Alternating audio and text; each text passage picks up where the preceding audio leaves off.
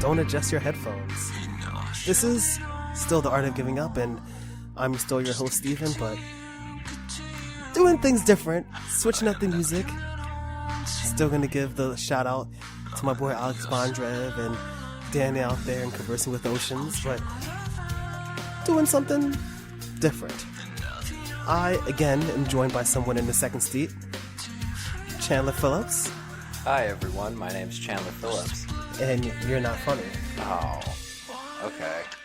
I have a question for you. Yeah, that's a heavy intro to give me. It is. All right, it is. I have a question for you. What's your question? You ready for this? Hit me with it. All right. Was that in good taste?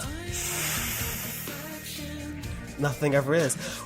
We're gonna be doing things a little different sometimes. All right. We're gonna be mixing things up. This isn't really a departure from the format, but every other week for now, he and I are going to be meeting, and we're going to be kind of going out there and really trying to see what we can build and what we can do, and maybe, just maybe, it'll turn to something else. I'm just asking not. if that's in good taste. And the answer is always no. It's always no. It's always no. So we're here and drink in hand. We're drinking.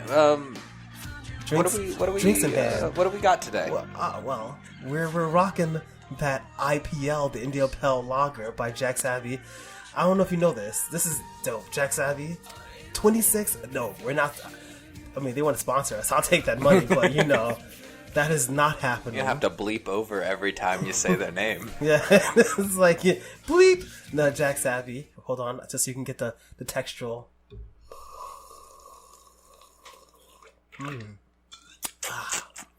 It's an India Pale Lager, right?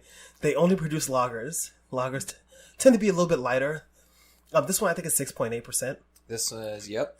Right? They can be knowing stuff. They tend to be between 4 and 7. They tend to be very light. The IP lagers. No, just the lager, period. Oh, just lagers in general. Yeah. But because this is an IP lager, they wanted to get like the heavier kind of body with a lot of the hops, So it's very hoppy. Mm-hmm. It's very tropical. It's honestly like a lager masquerading as a hazy IPA without the hazy part. Almost a little bit of goss in there too. Like with the tropicalness, I see that it's going for a real. This I know you don't drink the IPAs because in the IPAs with the hazy, it's all the citrus, it's all the tropical, it's all the pineapple. I hear ya. That's what IPAs are all about.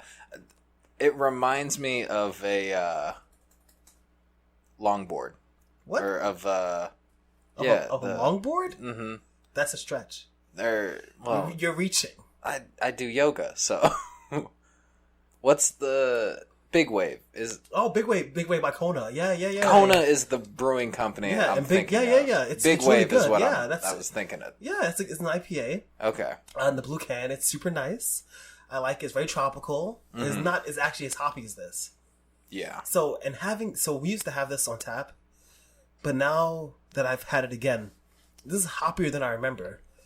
It's almost a little too hoppy. Almost. It toes the line. I guess it hops on it. It hops on it. So I brought you here because I want to talk about some serious shit. Oh, all right. Let's get into it. I want to talk into some serious shit. I want to get into some topical news. No better stuff. Drink to have getting into serious shit than a tropical ipple. Than the drink of the people. Because that's us. We're the proletariat. Rise. Take down the masters. I agree with you up until you say this is the drink of the people. I mean, I agree, down with the bourgeoisie and all that jazz. How do you say the bourgeoisie? Bourgeoisie. Okay. Like with a capital Z-E-E. Gotcha. Don't want to get zucked, right? But is this really the drink of the people? Is this the people's champ? Can you smell what Jack Abbey is cooking? All right, so listen. All right, this is what I want to do. Mm-hmm. And the reason why I definitely have decided that doing this every other week is something that we're going to do for now is because we're building a rapport. Well, not just you and me. No. Because you're coming into something special with the audience. Because I have a very special, very amazing audience. And I don't want a white man just coming in here just ruining things. Just colonizing your audience. Colonizing my audience. Oof. But, I definitely want to keep it a little lighthearted. But kind of, unfortunately, there's a lot of things going on that, and you don't know this because you don't listen to the podcast because nobody does. But whenever something tragic happened when I first started, I used to make like a special episode, because I used to do it on Mondays, and then on Wednesday I'd have a special episode and be like, there was a shooting today and I'm so sad. And now you just have way too many special episodes. And now I don't do any. Oh. So because I'd be doing one every day, and yeah. And you'd never get anything done. I wouldn't, because people are being sex trafficked and people are being shot. Mm-hmm. Sounds like a Wednesday to me. Yeah. It happens everywhere. Yeah, it's not just the US having issues. So I just saw a story in some country where most of the people are white. I think as in Norway or Denmark. Yeah, it was probably Norway. I think it was Norway. And Oslo is in Oslo, mm-hmm. right? Where someone goes into a mosque and they're gonna shoot the people in the mosque. They went there with the intent of doing harm. I like how the response from the government is, we're gonna check to see if this was a terrorist attack, if this had any kind of motivations, but apparently this guy goes into the mosque and an older gentleman tackles him and actually takes him down. Mm-hmm. And I don't know if you heard this. Did you hear this? Did you see this? Did you hear about this? I've read a headline or two. He actually killed his sister, mm-hmm. who was like adopted sister. She was like Chinese, and before he went, he killed her. Yeah, right. He goes to this place to mow down these innocent people, mm-hmm. and I there's nothing funny about it. Lots of things are funny. Here's the thing. There are things that are funny, like gun violence is funny. Gun violence is funny. It can get funny. Everything sometimes. Is funny. Everything has its funny. But yeah, I find it hard to find, when people are sitting in a safe space, comfortably relaxing with people that they care about, where they feel safe. I mean, well, you know what? What am I saying? Because nobody's just sitting there like, man, I'm uncomfortable right now. If somebody came and murdered me, I'd be fine, mm-hmm. But, real safe spaces, and people are just coming in and they're just like, I'm going to do you harm. Mm-hmm. Mm-hmm. Not only when you're not expecting it, but when you go into the mosque and you leave your shoes outside and you really leave everything at the door. You put yourself in a pretty vulnerable position. And no matter what you feel about any of those things, religion or anything, just going and mowing down these innocent people, ain't nothing funny about that. Mm. What's funny is how often it happens. Is it funny how often it happens? No, it is funny. Hold on. I don't know if I can stick with you on that funny. I mean, is. I'm starting to see where there might be a little vein of humor. Okay, the vein. I'm gonna tell you what happened. Okay, so I'm laying there, right? And I hear somebody goes into. Now again, I don't even know where these things happen. Do you know why? Because there's so many mm-hmm. that I'm just confused. They happen every day. Right? So sometimes they even happen in not white countries. Oh. Just imagine. Oh, all right, hold on. So Dayton, Ohio, mm-hmm. was Walmart, right? Or was that El Paso, Texas? El Paso was Walmart. Okay, so El Paso, Texas happened. Somebody out there is being like, well, he's so unempathetic. He doesn't know exactly where these innocent people were mowed down. I'm sorry that these two things happened in less than 12 hours, and so I conflate them and I'm confused as to which one happened when's. It's hard to keep track of all these murders. Right? So, I hear this thing and it's terrible, and I'm like, wow. people in Walmart. I don't go to Walmart, so I don't feel that when people like when the Aurora shooting happened. I felt so I was going to see Batman the next day, so I felt personally attacked. But the Walmart thing happened, and I was just like, I don't go to Walmart, so like I'm so sad. It doesn't apply to you. You know, I don't. It had nothing to do with the fact that it was in El Paso, Texas, where no one wants to go anyway. Right, but on top of that, it's a Walmart, and right. But I hear this thing, this distressing, sad thing, right? And I'm like, all right, okay, this is distressing, and I watch it and I'm sad, and I watch Anderson Cooper talk about it and I'm distressed. I go on Reddit and I look at the post and they're like, don't, blah, blah, blah. And I'm reading and then I watch some YouTube and I watch Good Eats on Cooking Channel Go app because I'm sad, but I don't live there. So I'm sad, but I don't want to. But you still want to know how to make a souffle or at least know the science. Well, I was watching the episode called The Fungal Gourmet. It's a really good episode. Season 2, episode 3 or 2. It's called The Fungal. I love Elton Brown. Anyway, we're talking about things that matter, like people dying. It doesn't tie back into the whole shooting thing. No. Okay. I mean, you die and you go into the ground, and I don't know, back to the earth. You're really stretching now. So hold on. So you look at it, right? And I was like, okay, this thing happened, but whatever. So I go to sleep and I wake up, and I read it, and I was like, the mass shooting, and I didn't look at it. Because it's the same one. I'm like, I already know the news that happened about it, and it's sad, but I was wrong. Ooh, psych. Psych. Somebody else decided to go and kill some more innocent people. Like, it's almost played out at this point. It's a little tacky. It's a little tacky. I'm going to attack you personally, but because, this is video. Nobody can see you. But I don't know if you know this, but you're white. Oh, shit. And I kind of wonder, like, man, my parents are going to be so pissed. Like, I'm not saying, I mean, you look a little bit like a school shooter. Just a little bit. Is it because I have a gristly ass beard? It is you know what? And the crazy You eyes. could be, if you look like one of those kids who's radicalized by fucking Islam.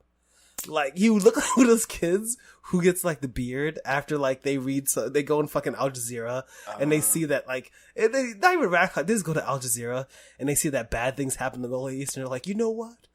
This is wrong. fuck America. And you think I have enough of an appearance from going from Jewish suburban kid from California to full on Islamic State supporter? Well, it's even worse because apparently you don't even have to. Islam was the real threat. We all thought, right? Mm-hmm. But apparently, it's suburban white kids. Those are the real threat. If we've learned anything, their body counts are through the fucking roof. Okay? So I want you to. I'm curious about your personal opinion as a white person. All right, and I was gonna say don't make any jokes, but you're not funny to begin with. Right. I want to know how you feel seeing people who look like you, because like here's the thing, I know it's a different experience. I see people who look like me when they're murdered or when they do something. I feel some kind of way. I really do. Like I feel like I don't know.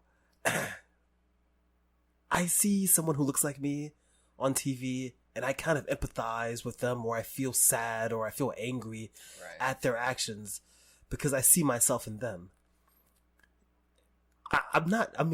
You don't have that kind of pseudo autistic look that these people had. Not that there's anything wrong with being autistic, but they had they looked a little like they had enough focus to kind of shut out the world to write a manifesto. Yeah, kind of. Yeah, okay. But like how do you feel waking up and seeing people who look like you do these things? Oh, well, when you put it that way, I guess all I can really say is I see so many other people who look like me in other forms of media that, like, really, to see that there's some other white kids doing some heinous shit, either on the other side of the world or in my own backyard, it's not as personally connecting because I don't identify with them as much. Like, there's a lot of representation of white people in the media, in case you haven't noticed. So then how do you feel as a minority? Now I know it's hard because you got the white skin, but I can pass with the best of them. You can pass, so you have that privilege. Mm-hmm. But how does it feel as being part of a marginalized group, seeing people in a place of worship, or being in a place of faith? Because you're not particularly religious, but can you imagine? Your family in a school or like a temple, and somebody just walked. Well, that happened, and I don't remember where. That's how distressing that is. Yeah. Oh wait, which shooting happened in the synagogue? I don't remember. Wait, I think that one was a bombing. Before I say anything, no, it was a shooting. It was a shooting. It was definitely a shooting. Because there have been shootings and I remember in churches, shootings in the synagogue. The reason I remember because the leader of the Muslim community nearby, they came, and the Muslim community was very, very supportive and helped them out a lot, which I thought was very, very enriching. Mm-hmm. But your group of people, your tribe. My tribe has been targeted by this kind of hate before.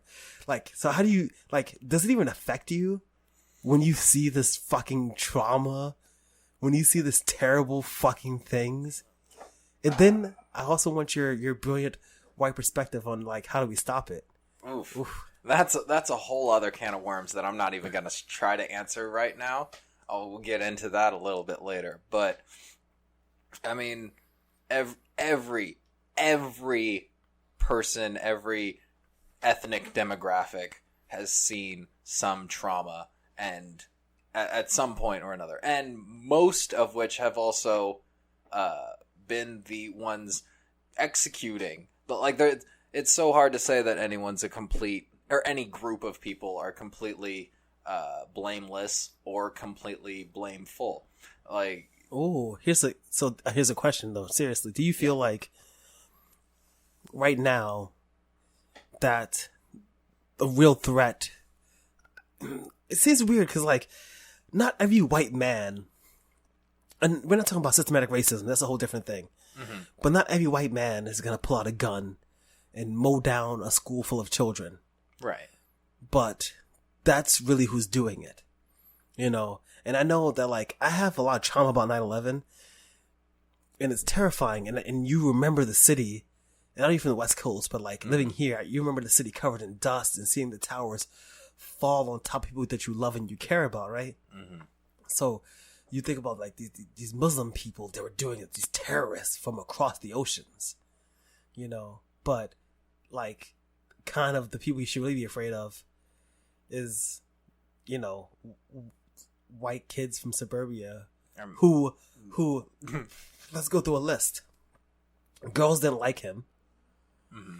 Didn't like his mother, so kills a bunch of kids. Thought he was the Joker or something. All right. Then the last two were immigration, right? And there's more, and they're all young white men. They're very, very angsty white kids. But I don't know if I should feel are white men the threat? Because you think about Columbine, that's the beginning of this. Wait. Just go back to what you said before. Just how did you end that last? I don't remember. I think I said. You said, "Wait, should I really think that white men are a threat? But not just a threat, the threat. The threat." Well, I mean, let's take a little history lesson. This is why you're here. Okay, I'm leaning back. I'm ready. Everyone has been a threat to everyone since the history of time. No, that's true. But in this modern age, so people were Neil deGrasse Tyson said on Twitter, it's more people die from this, and this, right? Mm-hmm. But the likelihood of individuals taking a gun and mowing down. Now, granted, you see people say, well, these things that happen in Chicago, right? The motivation is a little different. Mm-hmm. When you have crimes of passion and crimes of I would say that are not racially motivated, that are not actually hate driven, because you go to like Chicago and you get these kids who are disenfranchised and who are locked in these communities where they are afraid of so many things, and so many things are happening around them they have no control of, and they lash out at each other. Right. But that's way different than being like, I hate this group of people. Because these people aren't really going, I hate black people. And they're not even going that like, oh, I hate the West Street people. You know, there's a whole different mentality between that and being like, them damn Mexicans are coming into my country. And, or what did the Dayton, no. Was it the Dayton shooter? One of them had a manifesto. I don't know which one. I think both of them did. I think, whatever. One of them had a manifesto. And he said, I'm not racist. And that, and that everybody's going to tie this to Trump, but it's not his fault. But then everything in it was the same rhetoric about, you know, the threat of not just immigration, but the threat of like the invasion.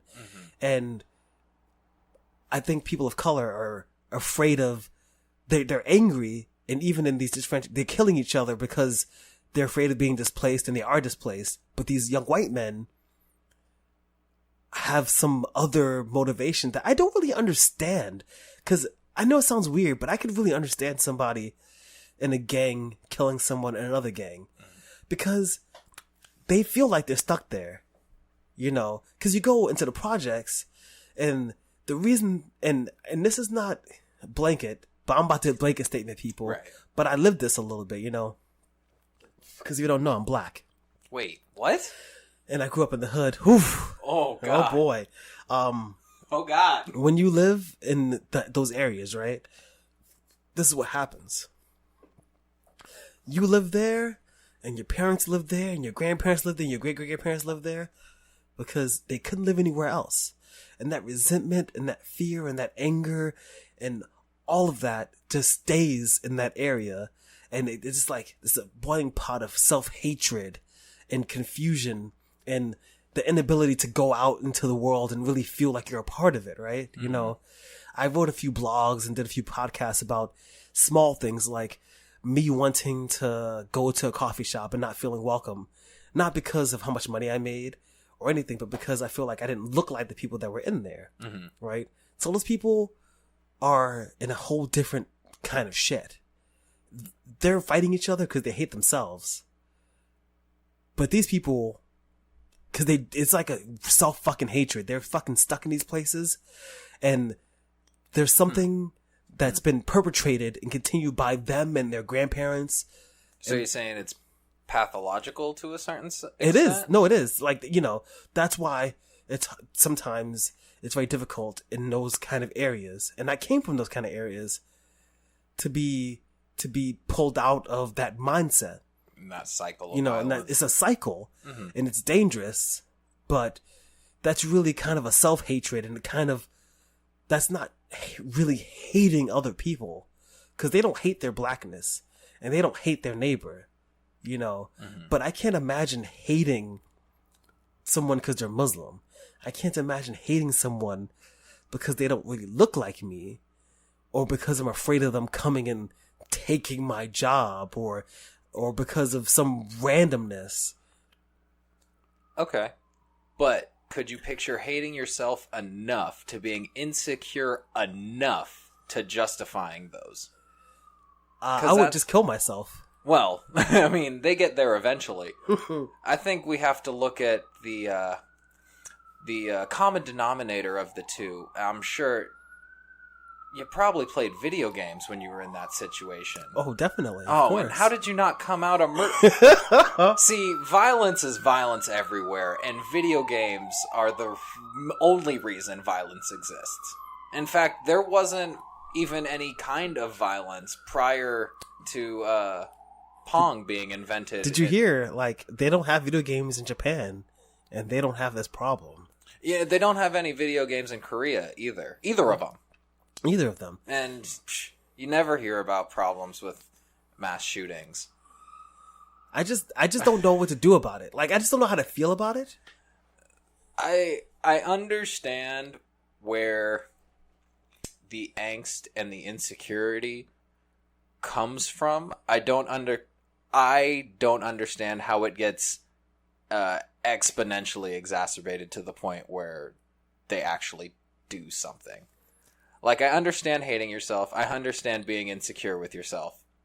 And I understand how you project that insecurity onto other groups and other people, and that manifests into very strong opinions. In fact, the type of opinions that would manifest into a whole manifesto.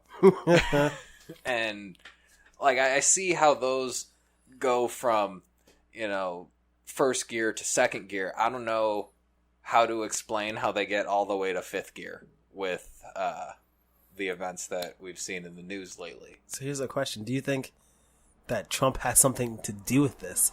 Now, I know everybody blames the great demon Trump himself. I'm going to say clearly that I don't blame Trump for every wrong that has happened since he's become president. Mm-hmm. But I personally think that the rhetoric that he espouses, that the kind of culture that I'm not gonna say, it's not fair for him to say that, because he is not stupid. He plays it smart enough. He's playing into a culture that's already there. Yeah, he's playing into it. He's making up something, and people are then adapting this idea. You know what? He's actually he's an ideal centrist. Check this out, right? This is what he does. This is what he's doing. Hit me with it. Okay, he really wants to appeal to everyone, right? But he knows that there's lots of people in the middle, states and stuff like that, who feel like, nobody really cares for them, right? And they hate the elites. So fuck the elites. Because the elites, even though they matter, the cities that they're in, the vote doesn't matter as much. Mm-hmm. So he's like, okay, I want to appeal to the people who work really hard and their industries are failing. Make America great again. Bam. I also really want to appeal to the subgroups there, but I don't want to come off as racist. So instead, I'll just say I'm not racist. I'm going to say I'm not racist, and I'm going to tie in immigration to work, and make it seem like I'm concerned about jobs in America, but I'm using that to leverage the kind of resentment. And sometimes, again, like you said, you can kind of understand where people go from like first to third gear.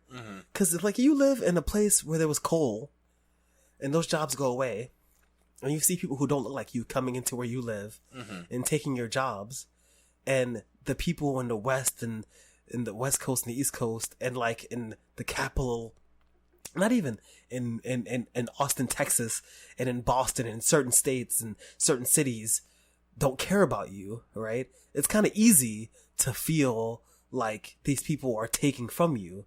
But then you also, because I actually think that's reasonable. And on top, it's even a shorter jump, like for like middle America states, where like it's not even the fact that you see new people coming in, new ethnicities and stuff that you're uncomfortable. It could be something as simple as, our town had 6 burger joints and now there's only 4 with a kebab place and a sushi place. I don't know if I feel comfortable anymore. And I actually don't think that's completely unreasonable feeling. But when you have that kind of resentment and anger inside of you and that confusion, instead of having some, like, the president is kind of a moral leader. I made that sound because I kind of discussed it. The position is the position that of moral leadership. Yeah, it's like you really should. I'm not saying we should look. No, we shouldn't. We shouldn't. We really shouldn't look towards the president. But the person who's president has such a huge influence over the masses. They really do, right? So you are a farmer, and you are disenfranchised, and you're concerned about what your future is, and blah blah blah blah blah blah. I'm not trying to, yada yada yada, but yada yada yada. You yada all over my yada. Right. So like you look at that, right, and it's just like, okay. But then maybe one day you meet Francesca Cologne, and you guys go and have a beer, and you talk to her, and you kind of like realize that she's also a person, and I don't know, French? You get like, what? Cologne. See, it's Puerto Rican. Isn't Cologne in Colon? No, but it's anyway. Oh, I'm thinking like Cologne. No, anyway. So Francesca, or and you guys date and you get married and stuff, and you've had your biases, but you've learned to love big bootied Hispanic women, and things are okay. Or you're sitting in that same bar, and on the TV, the person that you elected or the person that you look up towards is saying that these people are taking your jobs and taking your money, and they're the reason why your crops are failing, and they're the reason why all these things are happening. So I guess you go home and you complain to your kids. I think, why isn't the president of Puerto Rico doing something about it? The president of Puerto Rico. But I don't understand. I don't know. I swear. I feel like it's not fair to ask you, because you're white, like, explain why these white people do these things. But explain why these white people do these things. Why white people be so crazy sometimes? He's so crazy sometimes. White people are scared. We're just as scared as everyone else. I don't know why I say we're. I don't identify with every white person. To be honest, like, I'm so scared for it. It's so funny if you're black or like any other like minority, like weird. It's like, yeah, you said weird, and I was like, oof. I leaned back for a second. I was like, oh. I was like, where's the white hood? Like, I can't even throw a weird. That's the stupid thing about white people, is it's not any one specific group. It's, you got waspy people, and you got like white people who recently came into the fold, who are like, okay, we're white enough now. We're just gonna play. We're gonna play through. Okay. And then you actually have the Europeans who just come here, who are like really confused as to like the racial situation here. They're like, I'm just here I can't do a German accent or a European accent, You can't do it without full white face. I can't do it. And I'm laughing too. I can't do it. But I'm assuming it would sound something like I don't understand. Wait. You're gonna end up sounding Indian. I did for a second. I don't understand. You just do the head bobble thing. I did. But no, you know what? Even Indians, is true though. Like, I don't understand the cultural, the communication here in this country, because it's true. Like, people come here. Actually, I'm gonna tell you a story about this girl Danielle. She was a German black girl. She was adopted. Names. Okay. She was listen to this. Whatever. You know why it's so. She's black. I've known her for a long time. She's black. She's German. She was adopted by white parents. She came here, very nice young lady, but she doesn't really understand things. So one day I was on Facebook, and not only don't talk, but I was expressing confusion, because every time I get on the train, when I used to work right next to the train, right next to my house, I used to always get on the train, and this thing would happen where the bench would always be empty. The same people would get on the train. So I would sit down, and the woman, who was a young black woman, who was one seat away from me, not in the next seat, would always get up and go away. And I always noticed that she and I was very frustrated that day, because I had an interaction with a white woman who kind of looked at me with such revulsion, and I felt really bad. And when I'm on the train, I do these things where, like, this is like radio, so it doesn't work well, but I do these things where, like, when I'm walking into a crowded train, I keep my hands up so people don't think I'm trying to touch them or take their wallets. I distance myself from people in certain ways. I do certain things because people look at me.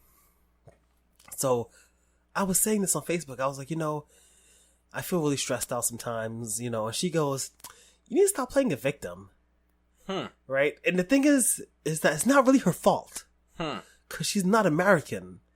And it's hard for us as Americans to realize that that the black diaspora, right, doesn't really translate to the black experience in Germany, you know. But I thought her being an educated person, I could explain it to her, and she told me that I was just being dramatic and I should just suck it up. So we're not friends anymore.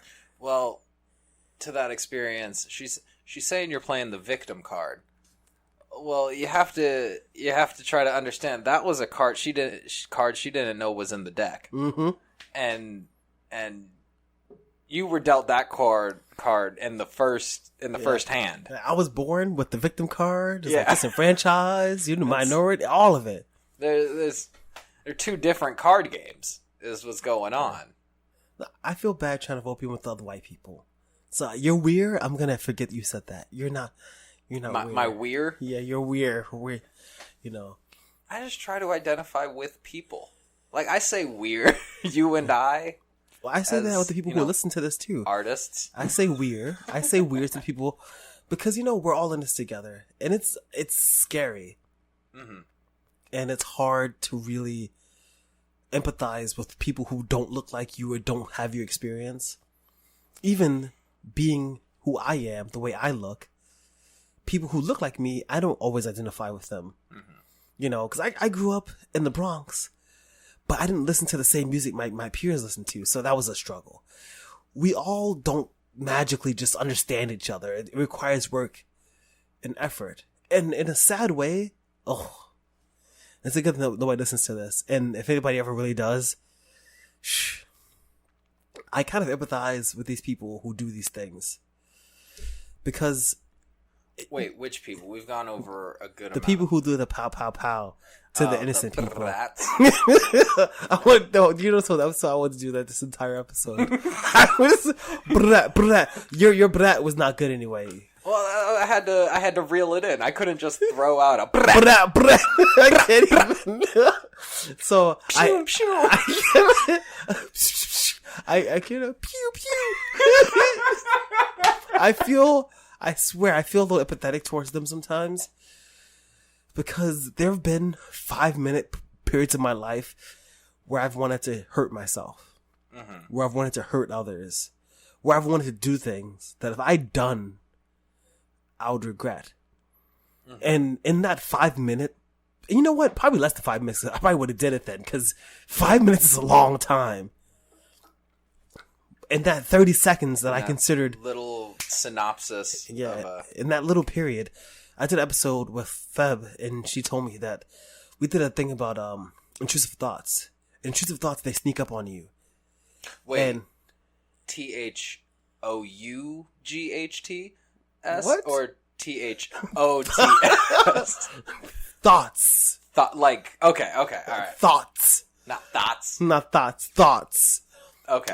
Intrusive thoughts. Different. All right. That's what she was. Anyway, I'm done. I swear. Okay. So, and she had an inkling to burn herself on the arm with a cigarette, and she did it 32 times. Wow.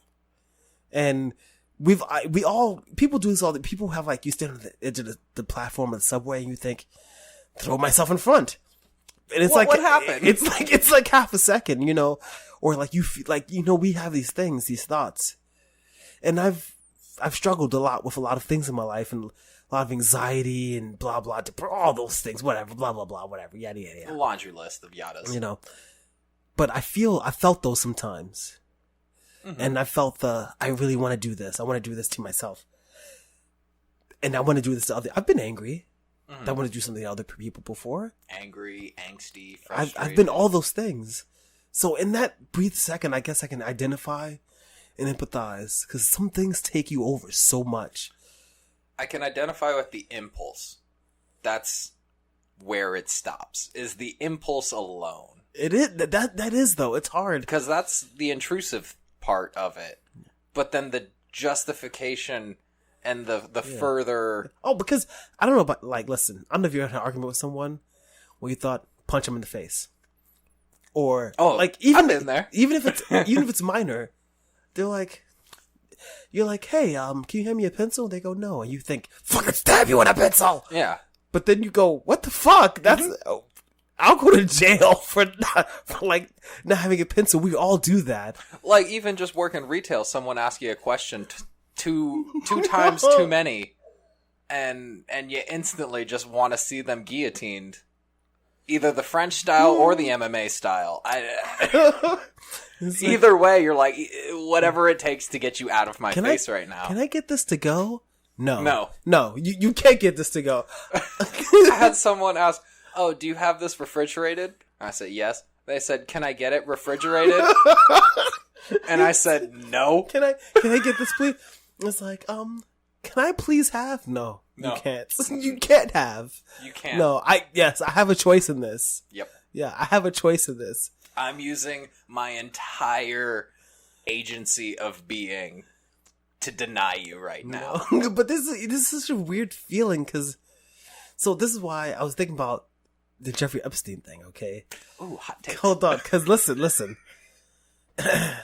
You would think, how is shooting connected to trafficking children? Because... I'm gonna say something crazy, because I don't feel this. Hit me with it. I don't feel it. This is not me, but I understand. Like, if you were... it's so disgusting, I can't even say it. It's so disgusting. Say it. If someone was attracted to children, even that, I can understand being attracted to a dog. Okay, I'm gonna use dogs because I can't even. Because you can't say children. I can't even. This icks me out so it's a fucking. Little too. It's so disgusting. Ostracizing. It is. I understand the mental illness of being attracted to things that society and really all impulses should say don't be attracted to. I get that. Like, we all have that also, but, like, to different degrees. Mm-hmm. And... like, you ever seen a really curvy blender?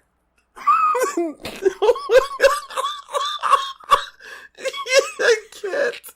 You actually said something funny for once. Oh, shit. I can't. I'm gonna not talk for the rest of the episode. No, okay. No, listen.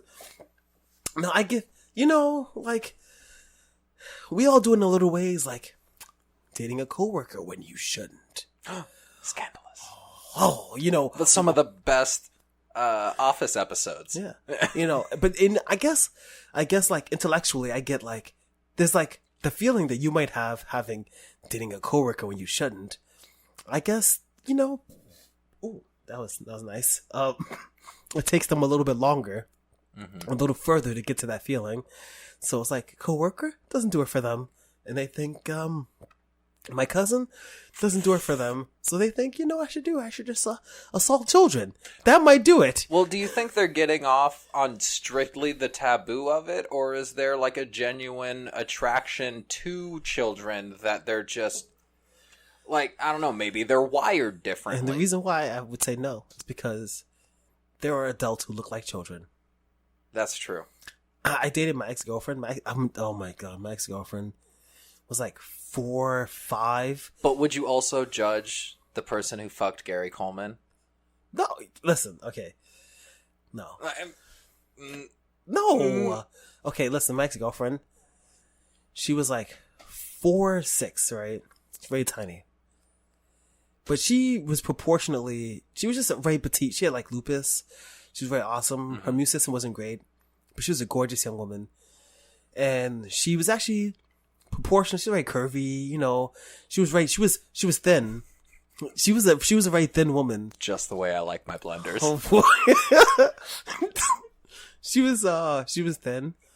She was relatively fit.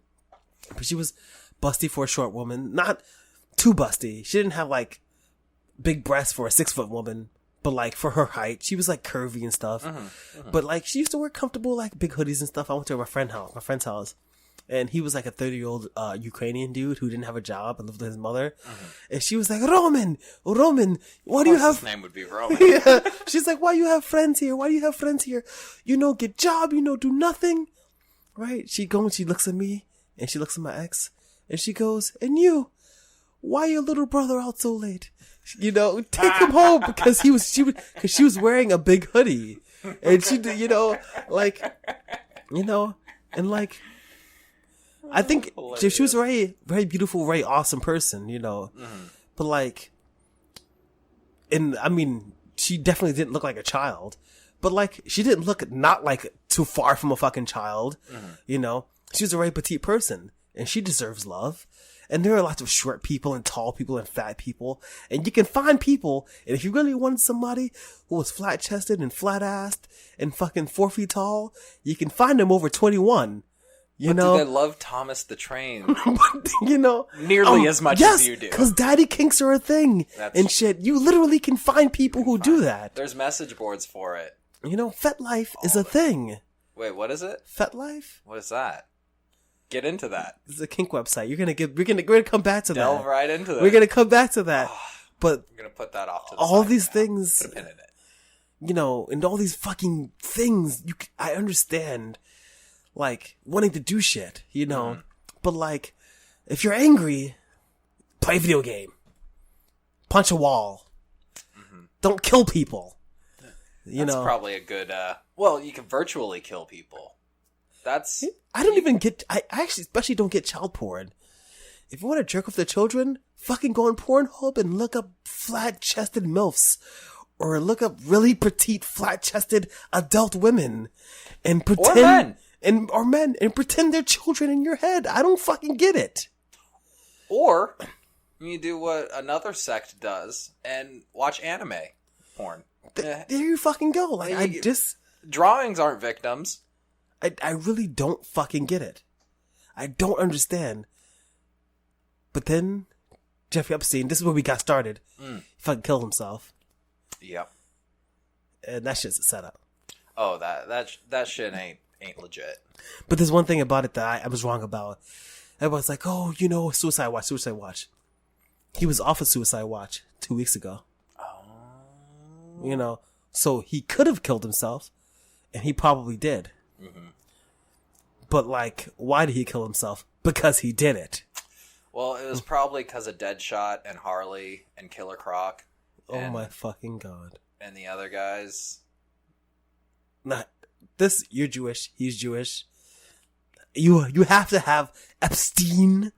Epstein? Are you saying that because we're both loosely affiliated with the tribe? Same tribe. Look, I'm not touching that. I ain't going nowhere near that. I guess I could retort with saying R. Kelly though.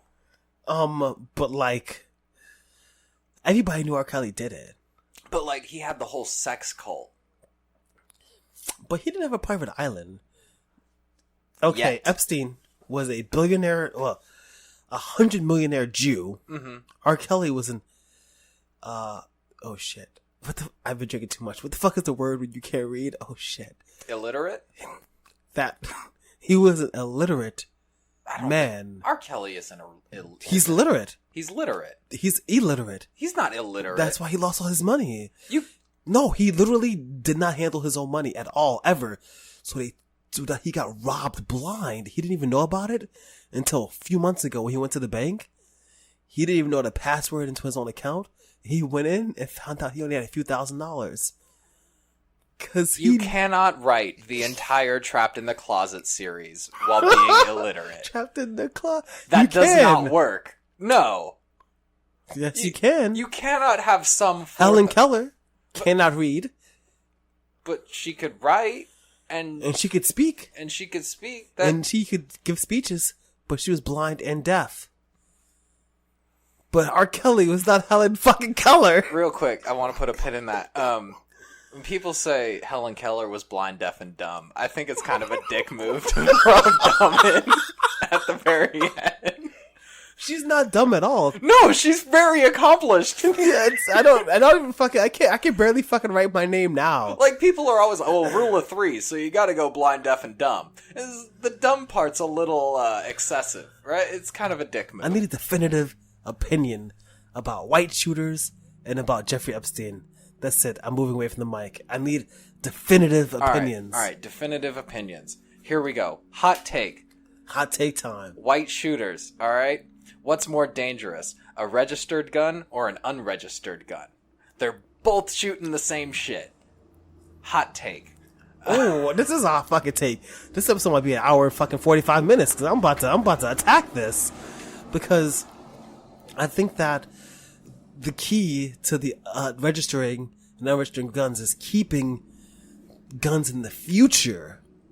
New guns getting into the hands of people.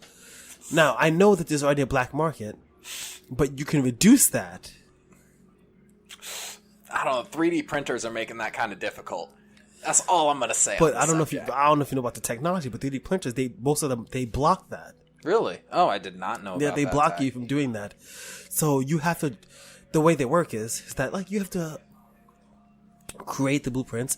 You can do that in CAD or whatever, and yes, you could even put them on GitHub and stuff, and you could design guns and you can post them, but the printers will not print them.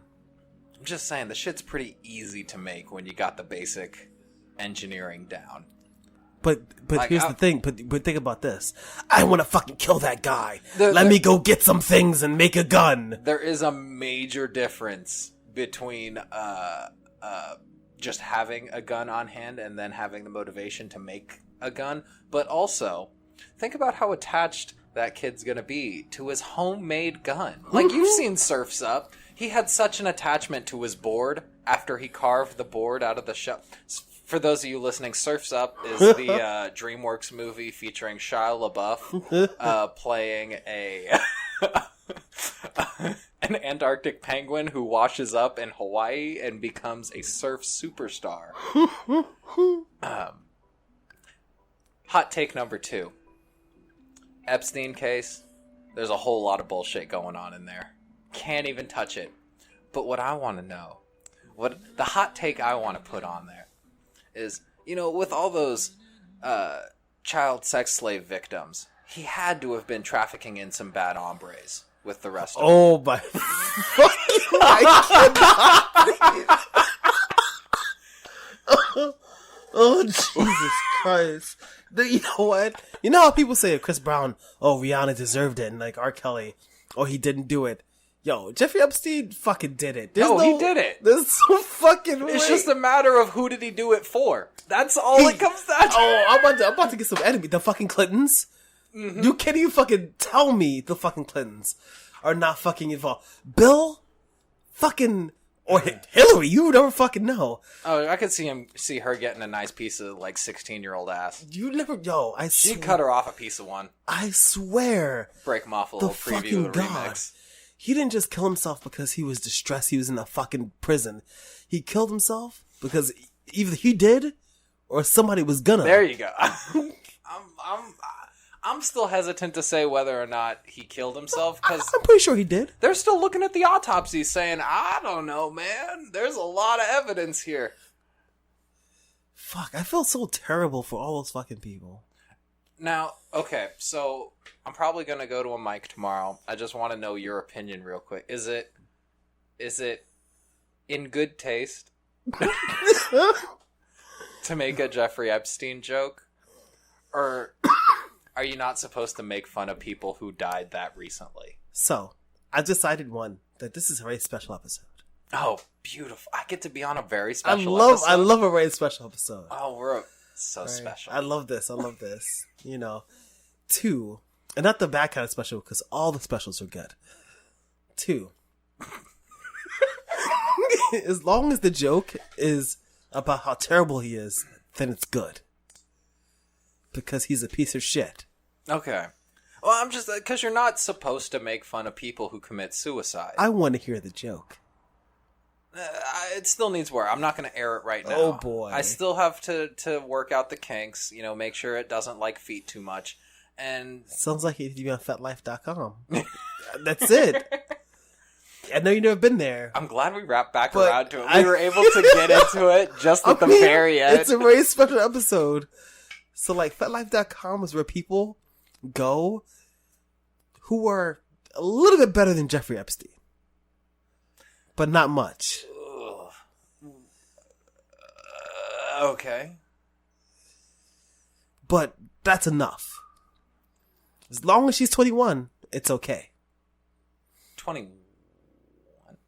I'm 33 years old. Okay, yeah, you're old. Yeah, I'm 33. I don't know. Ooh, I love the fucking 18-year-old. Actually, nah.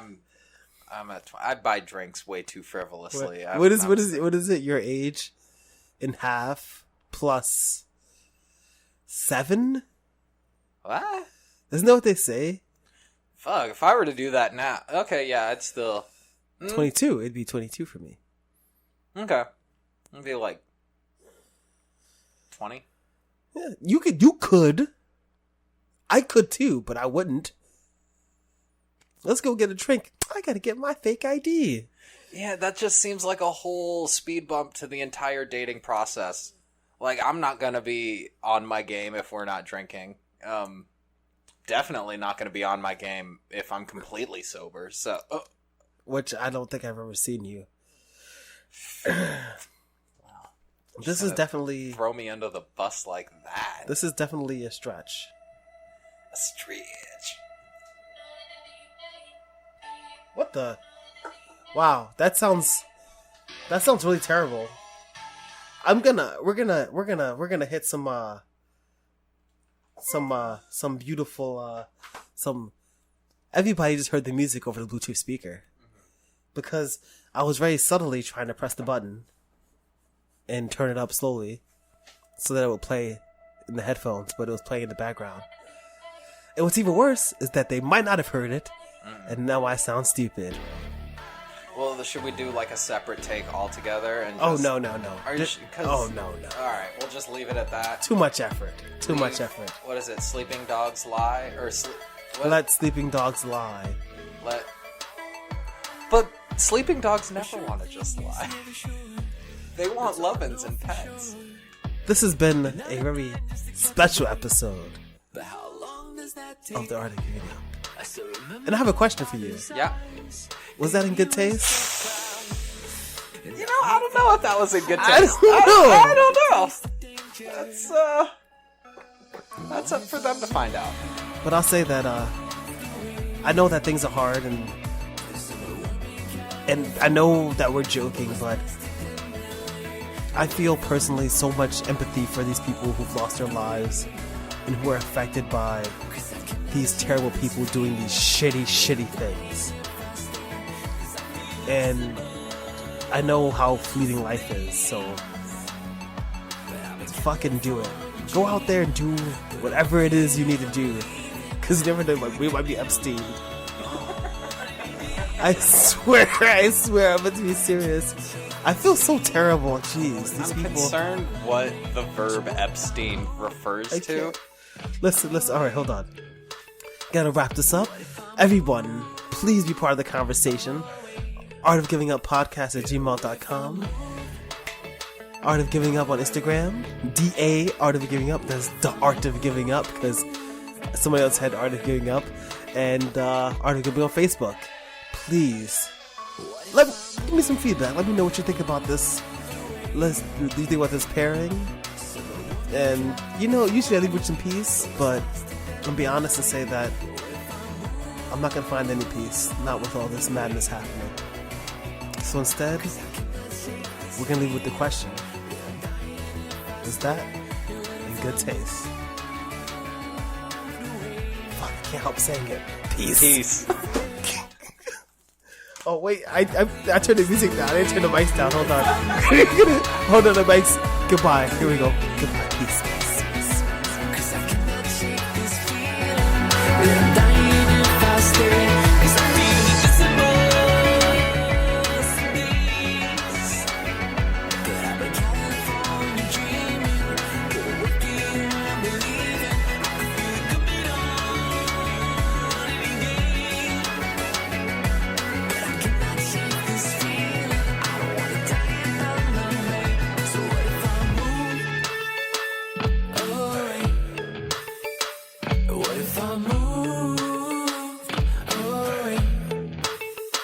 What if I moved?